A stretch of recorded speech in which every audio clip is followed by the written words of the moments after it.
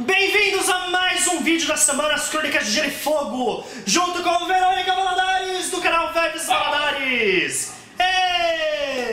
O vídeo de hoje tem uma temática bem importante nos dias atuais, que é a expressão do feminino nas Crônicas de Gelo e Fogo. Vamos falar de mulheres. Sim, nós viemos aqui pra falar de mulher.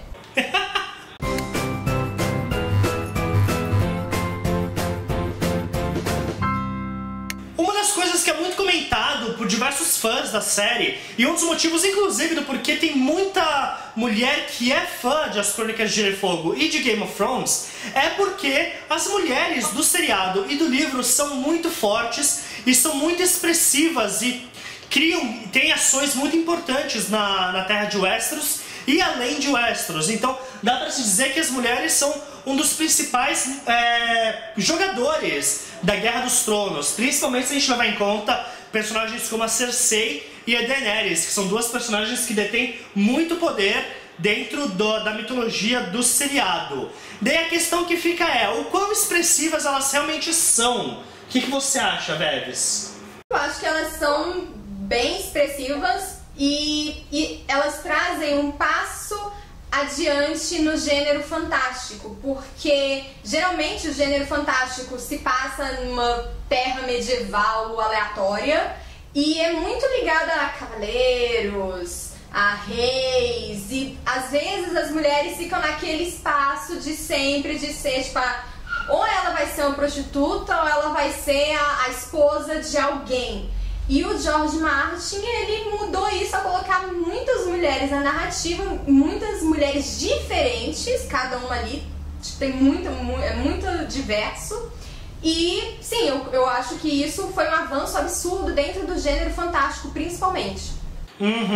Principalmente se você levar em conta que o primeiro livro saiu há muitos anos atrás, numa época em que o próprio feminismo não era tão comentado com tanta força quanto ele está sendo comentado hoje. Tudo bem, o movimento feminista ele é de muito tempo já rola há bastante tempo, mas hoje em dia ele está com uma expressividade muito grande. Então dá pra dizer sim que o Martin foi bastante precursor nesse sentido de colocar as mulheres como personagens muito fortes e definidores de um gênero fantástico. Eu acho principalmente que não tanto elas são mulheres medievais, e sim mulheres que são representantes da mulher de hoje em dia. Elas são super à frente do tempo delas. Cersei, Daenerys, Catelyn, Brienne e Arya principalmente. Então dá pra dizer sim que elas não são só esposas, não são só donzelas em perigo, elas são personagens que estão lá pra mudar o jogo. Então, pra dar alguns exemplos, né, de como é essa força feminina dentro das Crônicas de Gelo e Fogo, Gabs e eu escolhemos cada duas personagens e nós vamos falar um pouquinho sobre elas aqui e agora. Exatamente. Eu vou começar falando da Daenerys, porque eu sei que é uma personagem que a Vebs não gosta muito, mas que eu gosto. Então dá um debate interessante aqui. A Daenerys, eu acho ela muito interessante, principalmente a partir do terceiro livro, porque os dois primeiros livros, ela ainda é aquela menininha que tá numa posição levemente mais inocente e também vítima, né? Porque até ela foi vendida pelo irmão pro irmão dela ganhar poder, e ela vai aprendendo a como trabalhar com as coisas que são dadas pra ela, para que ela realmente tenha poder, mesmo que ela faça isso inicialmente de uma forma bem inocente. Já no terceiro livro, ela entende que ela é uma personagem-chave, que o poder tá nas mãos dela. Então, enquanto ela tá lá conquistando as cidades da Baía dos Escravos, eu gosto muito de que ela brinca um pouco com essa inocência dela para subverter essa coisa de mulheres são fracas. Ela vira e fala coisas como: eu sei que eu sou apenas uma mulher e não sou experiente na arte da guerra, mas e se a gente fizer tal coisa, e daí eles fazem tal coisa, e entendeu? Genial, porque ganha totalmente a guerra contra as cidades. E apesar de no quinto livro ela voltar um pouquinho para essa coisa de pensar mais em casamento, em romance, e deixa um pouquinho de lado, né, esse lado mais guerra, infelizmente, porque eu acho que isso foi um desserviço para a personagem, eu acho ela assim um exemplo de representatividade de mulheres fortes e que sabem utilizar as ferramentas que elas têm. Agora você pode contra-argumentar, Veves. Não, mas eu concordo com tudo que você falou. O problema que eu tenho com a Daenerys é muito mais da função dela, né, que ela tá exercendo agora na narrativa, do que contra a personagem em si. Eu acho fantástica essa evolução que ela tem da menininha subjugada ao irmão, agora a mulher que, enfim, tá aí comandando um exército enorme, chega lá e fala, não, você rainha, é isso aí. O problema que eu tenho com ela é com esse complexo de salvadora, que eu acho muito bizarro. E é o que eu já tinha até escrito uma vez lá no meu Tumblr, eu fiz um texto falando que esse complexo de salvador que a Daenerys tem é basicamente o que a Europa tinha para com a África na época do imperialismo. É a forma com que os Estados Unidos enxergam o resto do mundo, do tipo, nós estamos aqui pra trazer a liberdade pra vocês. E aí chega lá, muda tudo e acha que é assim que vai funcionar. E a Daenerys, ela tá pagando o preço disso que ela fez no 5º livro, porque ela chegou e falou, não tem mais escravidão, e aí depois ela praticamente teve que voltar atrás, né? Porque ela viu que não era simplesmente chegar e sair mudando de acordo com o que ela queria, porque são sociedades diferentes, são culturas diferentes, você tem que saber balancear as coisas e saber ser diplomático. Eu acho ela muito pouco diplomática. Ela chega e impõe a visão dela e não quer mais saber do que, enfim, outras pessoas pensam, do que outros governantes gostariam de argumentar com ela. Esse é o problema que eu tenho, é uma coisa muito mais política do que por ela ser uma personagem feminina, digamos assim. E se você quiser ler esse texto da Veves, que é muito bom, eu vou deixar o link na descrição pra vocês, beleza? Vamos falar então, Veves, da Brienne. Brienne de Tarth. Eu acho que ela é uma dos maiores exemplos de uma mulher guerreira, né? Porque ela, vamos dizer, ela surpreende todo mundo. A cena de introdução dela é ela ganhando um torneio como um cavaleiro misterioso. Daí ela tira o elmo, o capacete e é uma mulher. E eu acho que eu gosto da Brienne. Eu acho ela uma personagem importante, mas eu tenho um pouquinho de pé atrás com o fato de que a importância dela tá bastante ligada ao fato de que ela é muito masculinizada. Eu acho que eles tratam ela muito como ela deveria ser um homem para que ela tivesse o respeito que ela merece. Tanto é que ela não é de fato um cavaleiro, né? Ela nunca foi nomeada cavaleiro, ela só é uma mulher guerreira.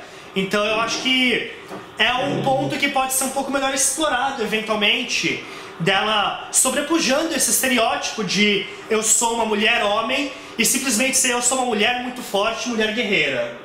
Inclusive o Podrick não sabe como se referir a ela, né? Ele chega, Sir, senhora.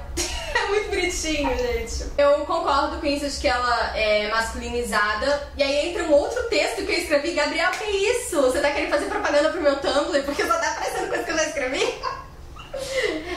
Que eu falei justamente de que uma das coisas que mais me incomodam nessa ideia de personagens femininas fortes é que muito autor acaba tendo a ideia de que para uma mulher ser forte, ela tem que ser um homem. É basicamente isso que eles colocam. A partir do momento que uma personagem feminina, ela tem tantos traços masculinos, assim, e que isso a definem, ele tá dizendo, beleza, tu é forte, mas você se comporta como um homem. E acaba meio que dando no mesmo.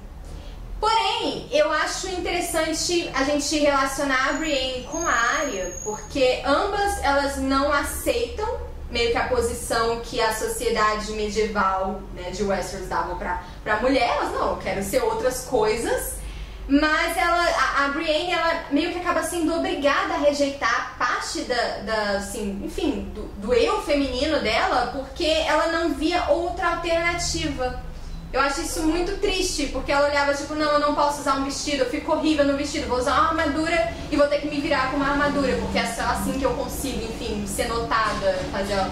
Enfim, eu acho bem triste. No caso da Arya, ela não teria nenhum problema com isso, mas ela por si só renega tudo, e ela fala, não tô nem aí, eu vou querer ser um cavaleiro e é isso aí, tipo, eu não quero ser uma senhora que nem a Sansa gostaria de ser. Isso aí que a Veves falou é tão forte mesmo que a própria Arya assume a personalidade de um menino no 2º e no 3º livro, não é? Daí agora você pode falar das suas personagens. Sim, a minha personagem, quer adivinhar qual é a primeira? Que eu sempre defendo pra todo mundo porque todo mundo odeia? Eu acho que você vai falar da Yara? Não, da Caitlyn. Quem é Yara? Estamos falando dos livros, não existe Yara nos... Desculpa, é verdade, da Asha. Não, mas ela é a outra que eu ia falar. As duas personagens que eu escolhi foi a Caitlyn e a Asha.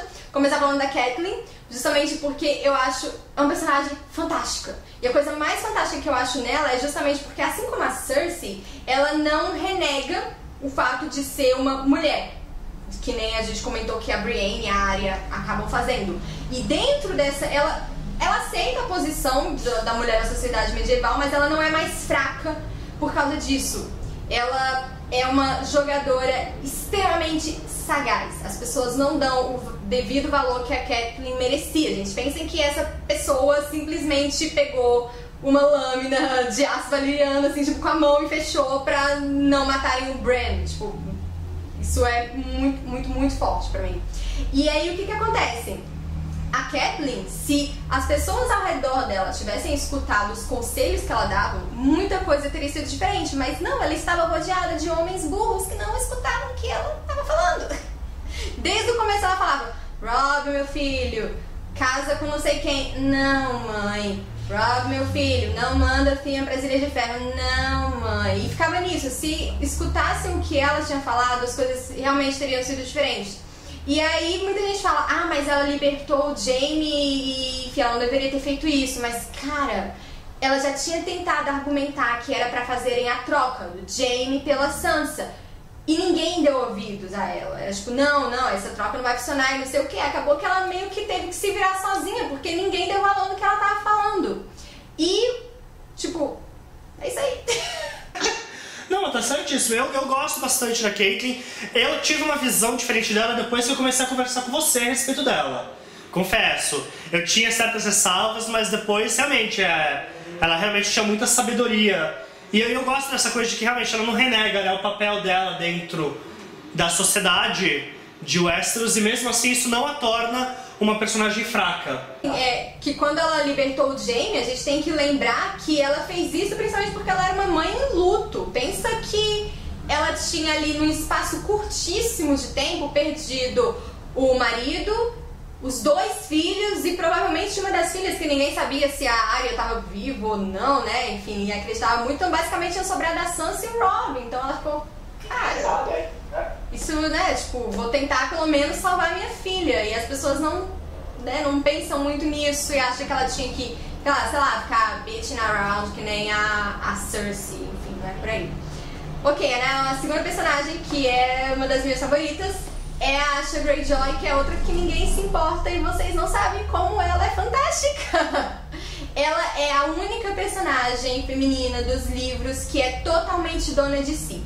Ela vai pra onde ela quer, ela fala com quem ela quer, ela fica com quem ela quer e ninguém tem nada a ver com isso.